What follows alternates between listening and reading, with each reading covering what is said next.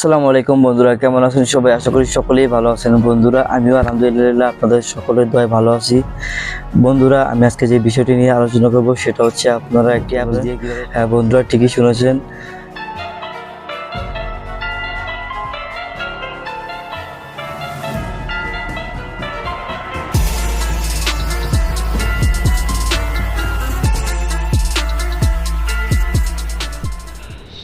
So এই ভিডিওটা করার জন্য সবার আগে আমাদেরকে যেতে হবে প্লে স্টোরে গিয়ে সার্চ বারে লিখতে হবে 3D লার্ট। আমি এখানে টাইপ করবো 3D লার্ট।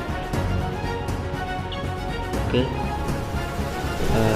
দ্বিতীয় অপশনটা 3D লার্ট মোবাইল আপনারা দেখতেই পাচ্ছেন। এটা আমার অলরেডি ইনস্টল করাই আছে, আপনারা এখান থেকে চাইলে ইনস্টল করে নিতে পারেন।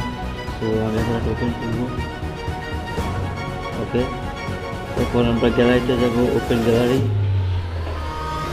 ওপেন গ্যালারিতে যে আমার যে কোনো একটা ফটো আমরা এখান থেকে এডিটিং করব। আমি এই ফটোটা সিলেক্ট করব।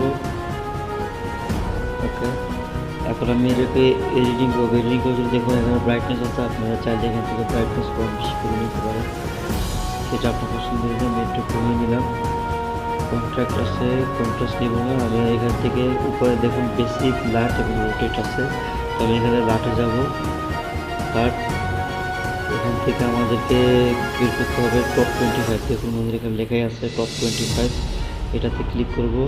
এটাতে ক্লিক করার পরে আপনারা অনেক ধরনের এখানে ফিল্টার পাবেন।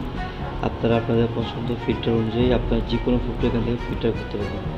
সো আমি এই ফিল্টারটাকে নিব এবং আমি টিক চিহ্ন করে ক্লিক করব। এখানে লেখা আছে save to gallery, share to other app, send to 3D লার্ট, ক্রিয়েট টু ডেস্কটপ।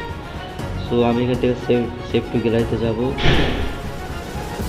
তারপরে ক্যান্সেলে যাব, আবার ব্যাকে যাব।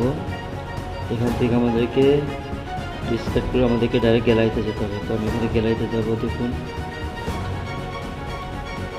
গ্যালারিতে আমার ফটোটা সেভ হয়ে আছে। বন্ধুরা, আপনাদের সামনে আমি যেটা এডিটিং করছিলাম ওটা এখানে আছে।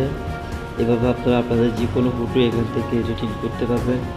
এবং আরও কিছু জানার থাকলে আপনারা আমাকে কমেন্ট বক্সে লিখুন এবং জানাবেন ভিডিওটি কেমন হয়েছে। এবং ভিডিওটি যদি ভালো লাগে একটা লাইক করবেন এবং একটা কমেন্ট করবেন এবং আমার চ্যানেলটাকে ফলো দিয়ে রাখবেন। থ্যাংক ইউ ধন্যবাদ।